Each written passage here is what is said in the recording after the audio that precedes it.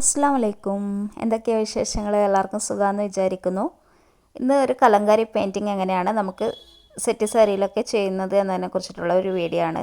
അപ്പോൾ എല്ലാവരും video skip ചെയ്യാതെ തന്നെ കാണുക. ഇപ്പോൾ ഓണമൊക്കെ വരികയല്ലോ, അപ്പോൾ എല്ലാവർക്കും സ്വന്തമായിട്ട് തന്നെ നമ്മുടെ വസ്ത്രങ്ങളൊക്കെ ഡിസൈൻ ചെയ്യാവുന്നതാണ്. അപ്പോൾ ഞാൻ ഇതിന് വേണ്ടിയിട്ടൊരു പീക്കോക്കിൻ്റെ പിക്ചറാണ് എടുത്തിട്ടുള്ളത്. പീക്കോക്ക്, ഫ്ലവർ അതുപോലത്തെ പിക്ചറാണ് ഇതിൽ കൂടുതലായിട്ടും കണ്ടുവരുന്നത്. ഇതൊരു ആന്ധ്രാപ്രദേശിലുള്ള ഒരു ട്രഡീഷണൽ ആർട്ട് ഫോം ആണ്. അപ്പോൾ ഇതുപോലെ ഇങ്ങനെ പാർട്സ് ആയിട്ട് വരുന്ന പിക്ചർ വേണം നമ്മൾ സെലക്ട് ചെയ്യാൻ വേണ്ടിയിട്ട്. സെഗ്മെൻറ്റഡ് ആയിട്ട് വരുന്ന പിക്ചറാണ് നമ്മൾ ഇതിന് വേണ്ടിയിട്ട് സെലക്ട് ചെയ്യേണ്ടത്. നമുക്ക് ഇതിനെ ഒരു തുണിയിലേക്ക് നമുക്ക് ട്രേസ് ചെയ്തെടുക്കണം. ഇപ്പോൾ ആ ഒരു പിക്ചറിനെ തന്നെ കുറച്ചും കൂടി വലുതാക്കി വരച്ചെടുത്തിട്ടുള്ളതാണ്. അപ്പോൾ ഇത് നമുക്ക് എങ്ങനെയാണ് ട്രേസ് ചെയ്യുന്നത് നോക്കാം. നമ്മൾ തുണിയിലേക്കൊക്കെ ട്രേസ് ചെയ്യാൻ വേണ്ടിയിട്ട് യെല്ലോ കാർബൺ പേപ്പറാണ് ഉപയോഗിക്കുന്നത്. ഞാനിപ്പോൾ ഒരു സെറ്റ് സാരിയുടെ പോലത്തെ ആ ഒരു തുണിയാണ് എടുത്തിട്ടുള്ളത്. അപ്പോൾ അതിലേക്ക് ഈ ഒരു പേപ്പർ വെച്ച് കൊടുക്കുക. ഇതിൻ്റെ എഴുത്ത് വരുന്ന ഭാഗം മുകളിലായിട്ടാണ് വെക്കേണ്ടത്. അതിനുശേഷം പിക്ചർ അതിന് മുകളിലേക്ക് വെച്ച് കൊടുത്തിട്ട് നമുക്കിത് ട്രേസ് ചെയ്തെടുക്കാം. മ്യൂറൽ പെയിൻറ്റിംഗ് ആയിട്ട് കമ്പയർ ചെയ്ത് നോക്കുമ്പോൾ കലങ്കാരി പെയിൻറ്റിങ് ഭയങ്കര ഈസിയാണ്. അങ്ങനെ അധികം ഷെയ്ഡിംഗ് ഒന്നും വരുന്നില്ല ഈ ഒരു കളറിൽ. അതുകൊണ്ട് തന്നെ ആർക്കും എളുപ്പത്തിൽ ചെയ്യാവുന്നതേ ഉള്ളൂ. അപ്പോൾ നമ്മളിതിൻ്റെ ഔട്ട്ലൈൻ മൊത്തമായിട്ടൊന്ന് വരച്ചു കൊടുക്കണം. നമുക്കൊന്ന് മനസ്സ് വെച്ച് കഴിഞ്ഞാൽ നമ്മുടെ വസ്ത്രങ്ങളൊക്കെ നമുക്ക് തന്നെ സ്വന്തമായിട്ടൊക്കെ ഡിസൈൻ ചെയ്യാനൊക്കെ പറ്റും. ഇപ്പോൾ മെഹന്തി ഡിസൈനൊക്കെ ചെയ്യുന്ന ഒരുപാട് കൂട്ടുകാരൊക്കെ ഉണ്ടാക്കാം. അപ്പോൾ അങ്ങനത്തെ ആൾക്കാർക്കൊക്കെ പെട്ടെന്ന് തന്നെ ഈ ഡിസൈനൊക്കെ വരച്ചെടുക്കാനൊക്കെ സാധിക്കും കേട്ടോ. നമ്മൾ തന്നെ ഡിസൈൻ ചെയ്യുന്ന വസ്ത്രമൊക്കെ ഇടുമ്പോൾ നമുക്ക് നല്ലൊരു കോൺഫിഡൻസ് തന്നെ ആയിരിക്കും. മറ്റുള്ളവരൊക്കെ കാണുമ്പോഴോ അഭിനന്ദിക്കുമ്പോഴൊക്കെ നമുക്ക് ഭയങ്കര സന്തോഷം തരുന്ന കാര്യമല്ലേ. അപ്പോൾ ഞാനിപ്പോൾ ഇത് ഔട്ട്ലൈൻ ഒന്ന് വരച്ചെടുത്തിട്ടുണ്ട് കേട്ടോ. പിന്നെ ഈ പെയിൻറ്റിങ്ങിൽ നമുക്ക് ഏത് തരം കളറും യൂസ് ചെയ്യാവുന്നതാണ്. മ്യൂറൽ പെയിൻറ്റിങ് പോലെ അങ്ങനെ ഇന്ന കളർ എന്നൊന്നും പ്രത്യേക ഒരു കളർ മെൻഷൻ ചെയ്യുന്നില്ല. ഏത് കളറും നമുക്ക് ഉപയോഗിക്കാവുന്നതാണ്. പിന്നെ ഈ ഒരു കളറിൻ്റെ ബ്രൈറ്റ്നെസ് ഒന്ന് കുറക്കണം. ഒരു ഡൾ ഷെയ്ഡാണ് ഈ ഒരു കലങ്കാരി പെയിൻറ്റിങ്ങിന് ഒരു പ്രത്യേകതയായിട്ട് വരുന്നത്.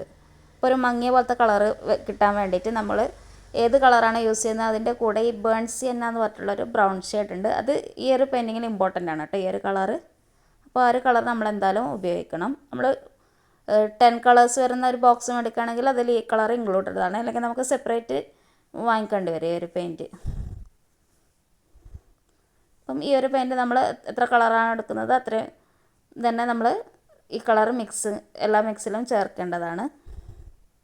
കുറച്ച് ചേർത്താൽ മതി കേട്ടോ. കളർ എടുക്കുന്ന അത്ര വേണ്ട, അതിനെക്കാട്ടി കുറച്ചൊന്ന് കുറച്ചിട്ട് അതിൻ്റെ ഒരു മങ്ങിയ പോലത്തെ ഒരു ഷെയ്ഡ് കിട്ടാൻ വേണ്ടിയിട്ട്, ഈ കളറിൻ്റെ ബ്രൈറ്റ്നസ് കുറക്കാൻ വേണ്ടിയിട്ടാണ് ഈ ഒരു കളറ് നമ്മൾ ഉപയോഗിക്കുന്നത് കേട്ടോ. അപ്പം ജോലിക്കൊന്നും പോകാൻ പറ്റാത്ത വീട്ടമ്മമാരൊക്കെ ഉണ്ടെങ്കിൽ ഇതൊക്കെ ഒന്ന് ട്രൈ ചെയ്ത് നോക്കാം കേട്ടോ.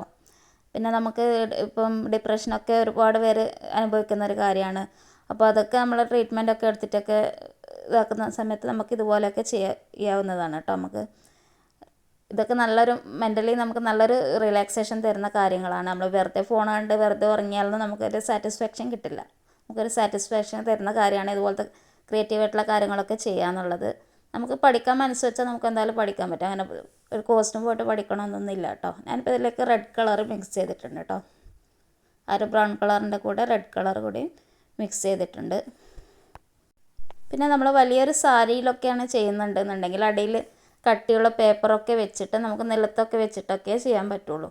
നമ്മളിത് എവിടെ ചെയ്യുന്നുണ്ടെങ്കിൽ പേപ്പറൊക്കെ വിരിച്ചിട്ട് ചെയ്യാനായിട്ടൊക്കെ ശ്രദ്ധിക്കുക കേട്ടോ. ഇത് ഇപ്പോൾ എൻ്റെ എവിടെ ആയാലും അത് ഉണങ്ങിക്കഴിഞ്ഞാൽ പോകാൻ വേണ്ടി ഭയങ്കര ബുദ്ധിമുട്ടാണ് ഏത് സർഫസിലാണ്. അപ്പോൾ ഞാനിപ്പോൾ ഇത് ഫ്രെയിം ഇട്ട് കൊടുത്തിട്ടാണ് ചെയ്യുന്നത്. ഇപ്പോൾ ചെറിയ പിക്ചർ ആയതുകൊണ്ട് ഞാനിപ്പോൾ ഫ്രെയിമിലാണ് ചെയ്യുന്നത് കേട്ടോ. വലിയ പിക്ചറൊന്നും നമുക്ക് അങ്ങനെ ഫ്രെയിം ഇട്ടിട്ട് ചെയ്യാമെന്ന് പറയുന്നത് ബുദ്ധിമുട്ടാണ്. വലിയ സാരിയിലൊക്കെ ചെയ്യുമ്പോൾ പേപ്പറൊക്കെ വിരിച്ചിട്ട് വേണം ചെയ്യാനൊക്കെ. അങ്ങനത്തെ കുറച്ച് കാര്യങ്ങളൊക്കെ ശ്രദ്ധിക്കുക. പിന്നെ ഞാനിപ്പോൾ റെഡ് കളറാണ് ഷെയ്ഡ് ചെയ്യുന്നത് കേട്ടോ. നമ്മളിപ്പോൾ കളർ മിക്സ് ചെയ്ത് കഴിഞ്ഞാൽ ആ ഒരു കളർ ഉപയോഗിക്കേണ്ട ഭാഗത്തൊക്കെ ആ ഒരു കളർ മൊത്തമായിട്ട് അപ്ലൈ ചെയ്യും. പെയിൻറ്റ് പിന്നെ പെട്ടെന്ന് ഉണങ്ങിപ്പോൾ പിന്നെ നമുക്ക് പെയിൻറ്റ് വേസ്റ്റായി പോകും. നമുക്ക് ഏതൊക്കെ ഭാഗങ്ങളിലാണ് നമ്മൾ കളർ മിക്സ് ചെയ്തത് ഉപയോഗിക്കേണ്ടത് അപ്പോൾ അതത് ഭാഗത്ത് കൊടുത്തിട്ട് മാത്രം അടുത്ത കളറിലേക്ക് പോകാം കേട്ടോ. അതുപോലെ ഓരോ പ്രാവശ്യം ബ്രഷ് എടുത്ത് കഴിഞ്ഞാൽ അത് കഴുകി കഴിഞ്ഞാൽ നന്നായിട്ട് തുടച്ചെടുത്തിട്ട് മാത്രം അടുത്ത കളർ ഉപയോഗിക്കാൻ വേണ്ടി പറ്റുള്ളൂ.